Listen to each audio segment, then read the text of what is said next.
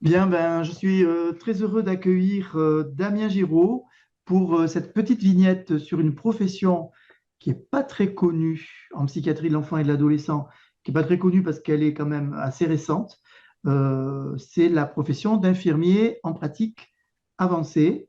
Donc, Damien, vous êtes infirmier en pratique avancée sur un des trois secteurs de psychiatrie infanto-juvénile de la Haute-Garonne. Donc, je vous laisse peut-être vous présenter, vous, si vous voulez rajouter des éléments à ce que j'ai dit. Merci pour l'invitation. Alors oui, je me présente brièvement, mais avec un petit parcours, puisque moi je suis infirmier à la base, diplômé infirmier il y a une quinzaine d'années. J'ai exercé dans plusieurs services et rapidement exercé après quelques services somatiques en service de psychiatrie adulte et très progressivement en psychiatrie jeune adulte, puis en psychiatrie de l'enfant et de l'adolescent. Ça fait une dizaine d'années que j'exerce en psychiatrie de l'enfant et de l'adolescent. Et il y a 5 ans maintenant, puisque les études pour devenir infirmier en pratique avancée, infirmière en pratique avancée, durent 2 ans. Il y a 5 ans, j'ai entamé mon cursus de formation à l'université Toulouse Paul Sabatier. Voilà. Ok, alors est-ce que vous pouvez nous expliquer en quelques mots ce qu'est ce métier d'IPA? Alors, l'infirmier en pratique avancée, l'IPA à la base a un cursus et un diplôme d'infirmier diplômé d'État. Et ce qui différencie l'infirmier diplômé d'État de l'infirmier en pratique avancée, c'est le champ de compétences qu'il va pouvoir exercer dans le cadre d'une activité. Alors, on va se centrer aujourd'hui sur le cursus psychiatrie santé mentale. Évidemment, il y a d'autres mentions. Mais dans le cadre de la psychiatrie santé mentale, et en l'occurrence pour nous, la psychiatrie de l'enfant et de l'adolescent, le champ de compétences qu'il va pouvoir développer dans un partenariat, comme il le faisait avant, hein, en tant qu'infirmier, va être augmenté. Il va y avoir une délégation, pas une délégation, mais plutôt un transfert de compétences. On ne parle pas de délégation de tâches, puisqu'après 2 ans de master, on peut parler d'acquisition de compétences. Donc là, on est dans le cadre d'une délégation de compétences qui va toucher aussi bien le champ de la clinique direct auprès des patients, donc des patients et des familles. Donc là, on va parler des enfants, des adolescents et de leurs familles, mais également, ce qui peut-être sera bien plus prévalent que lorsque j'étais infirmier, la place que les partenaires vont prendre dans le parcours de soins des familles, des enfants, des ados qu'on accueille. Et l'IPA, avec le décret de compétence qui est le sien, va pouvoir venir activer aussi ce qui a fait beaucoup parler, mais qui n'est pas l'activité principale en ce qui me concerne de l'IPA. En tout cas, ça ne doit pas l'être, mais c'est aussi le champ de la prescription médicamenteuse.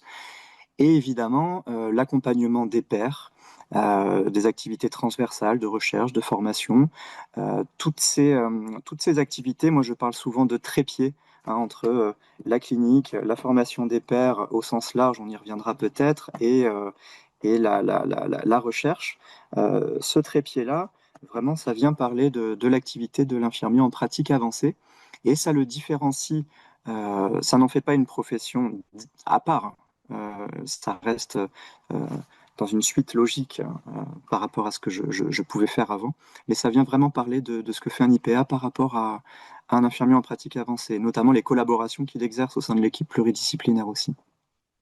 D'accord, donc un rôle on peut dire de coordination, on peut dire ça? Beaucoup de coordination, puisque c'est vrai que sur les unités où j'exerce, notamment 2 centres médico-psychologiques et bientôt une unité mobile de crise, une unité de soins à domicile pour adolescents, la question de la coordination avec les acteurs, que ce soit l'équipe pluriprofessionnelle de l'équipe, ou alors les partenaires, ça peut être l'aide sociale à l'enfance, ça peut être des partenaires du champ associatif, ça peut être des partenaires de l'éducation nationale. L'IPA est souvent sollicité sur les situations qu'on dit complexes. Alors pas complexe uniquement d'un point de vue psychopathologique, mais complexe d'un point de vue psychopathologique, oui, mais aussi, par exemple, si le parcours de soins lui-même est complexe, si l'enfant ou l'adolescent présente un parcours d'hospitalisation, avec l'intervention de multiples partenaires libéraux, par exemple, que la scolarité doit être inclue, dans le processus réflexif, avec potentiellement l'aspect, la valence sociale. Et donc, du coup, l'articulation avec toutes ces parties-là, en collaboration avec mes collègues, par exemple, assistants sociaux, profs, éducateurs spécialisés, elle est vraiment centrale dans la pratique de l'IPA. Et il y a quand même aussi, enfin moi dans le vécu que j'ai des IPA qu'on a dans le service ou dans le CHU, il y a aussi toute une valence recherche, hein. Il y a une valence enseignement, il y a aussi une valence recherche qui est importante normalement, hein. Ouais, tout à fait. Ouais, ouais. Tout à l'heure, je parlais de trépied. Alors, c'est souvent Ouais. comme ça que je le présente quand je discute de la profession IPA avec les étudiants, ou alors les étudiants qui viennent en stage sur les unités, ou les étudiants qu'on peut aller Mhm. former à l'université. La valence recherche, pour le coup, elle, au sein de mon institution, donc je travaille pour une grande association qui s'appelle l'ARCEA, et dans cette ARCEA, Association régionale de sauvegarde de l'enfant, de l'adolescent et de l'adulte, il y a un pôle guidance infantile qui est le pôle de psychiatrie infanto-juvénile de Haute-Garonne. Il a été discuté dès le début, avant mon retour, que cette valence recherche-formation soit inscrite dans la fiche de poste Mhm.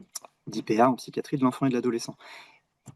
Même plus loin, c'est-à-dire qu'on y a consacré un temps de travail. Il y a un temps de travail qui est dédié, qui est inscrit. Et pour le coup, en ce qui me concerne, c'est 20 à 25%. Alors c'est 20% d'inscription en tout cas de ce temps de Je crois, travail. Damien, que c'est en général le cas quand même, hein. Il y a, enfin, en Oui, principe, oui, il est très encouragé à ce qu'il y ait un temps dédié à l'enseignement, à la recherche. On est d'accord. c'est très encourageant. Alors, de toute façon, tout ce que peut nous dire la littérature internationale, c'est-à-dire si on veut profiter, entre guillemets, en tout cas, valoriser les compétences de l'IPA pour que ça puisse ruisseler, en fait, sur la qualité des soins, l'amélioration des pratiques, y intégrer cette dimension de recherche et d'activité transversale, c'est nécessaire, c'est indispensable. Et Mais son est-ce diplôme. que vous Et êtes d'accord avec moi que, alors vous êtes jeune, alors vous n'avez pas connu le secteur, puisque la structure dont vous parlez, hein, la guidance infantile, c'est un secteur de psychiatrie de l'enfant et de l'adolescent.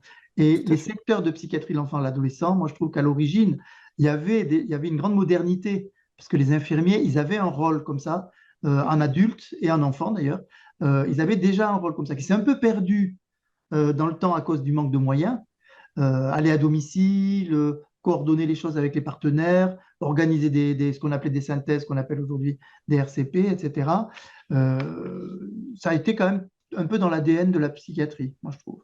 Oui, bah oui, oui, ça fait beaucoup référence aux infirmiers de secteur psychiatrique, pour Voilà. quelques-uns qui Ouais, exercent encore aujourd'hui, tout à fait. ouais. Ou avec cette réforme de 92, et puis finalement l'intégration de la totalité des infirmiers dans un tronc commun, ça a été beaucoup décrié. Et puis l'arrivée des IPA en psychiatrie santé mentale, en psychiatrie de l'enfant et de l'adolescent, je dirais qu'elle est peut-être favorisée par cet ADN-là dont vous Oui, parlez. oui, oui, je crois bien. C'est-à-dire qu'il y a, voilà. Et puis, ça permet aussi aux IPA peut-être de faire pas réexister, mais en tout cas d'accompagner les IDE dans ce que vous décrivez très bien là, c'est-à-dire que l'IPA n'est pas censé exercer la totalité, on va dire par exemple des missions de partenariat ou de coordination de situation.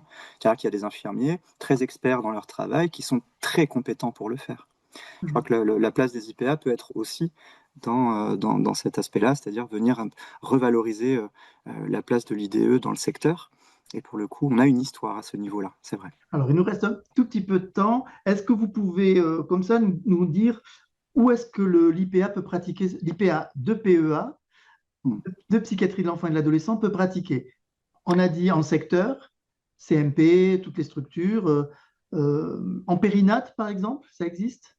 Oui, alors en périnatalité, ça existe. En Alors ça psychiatrie existe. périnatale, hein, je veux dire, Ouais, tout en à fait. psychiatrie Ouais, ouais, ouais. périnatale, oui. Ça existe. Il y a des IPA qui exercent alors dans d'autres départements pour le coup, parce que si je m'avance pas trop, je pense qu'en Haute-Garonne, il n'y en a pas. Pas pour l'instant.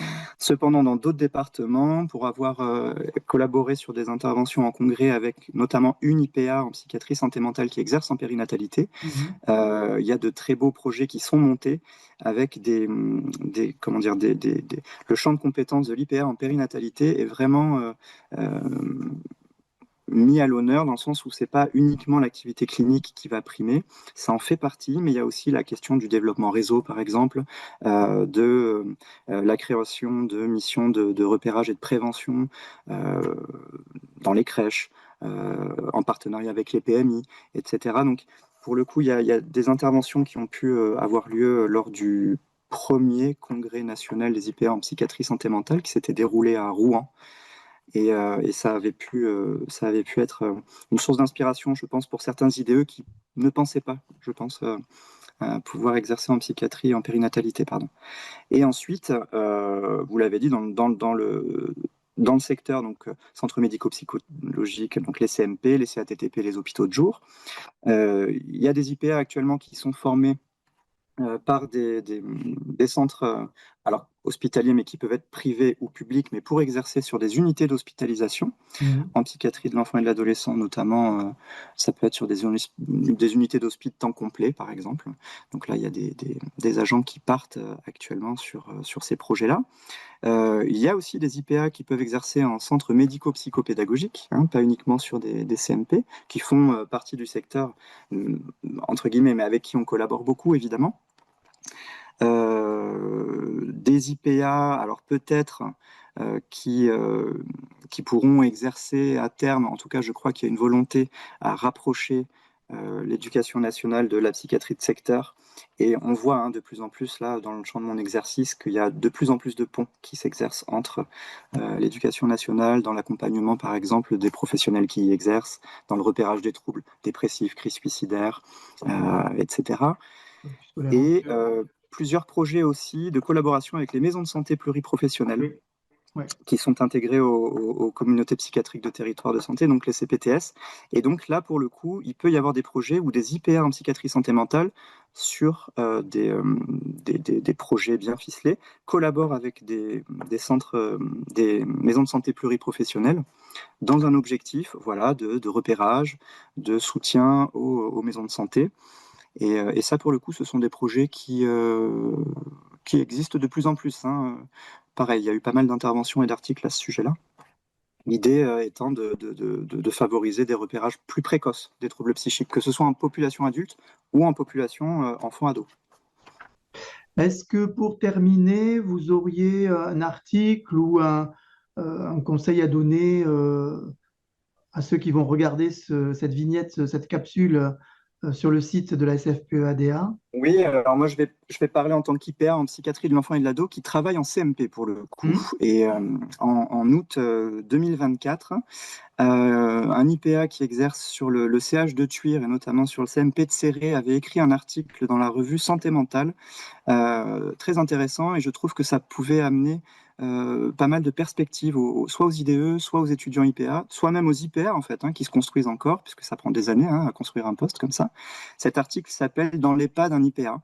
Hmm. Il a été rédigé par Tristan Lagier. C'est un article de qualité vraiment qui met à l'honneur la profession d'IPA en CMP, alors pour le coup adulte là, mais je crois vraiment qu'il y a des ponts, hein, bien sûr, qui sont possibles, et par le prisme de la clinique.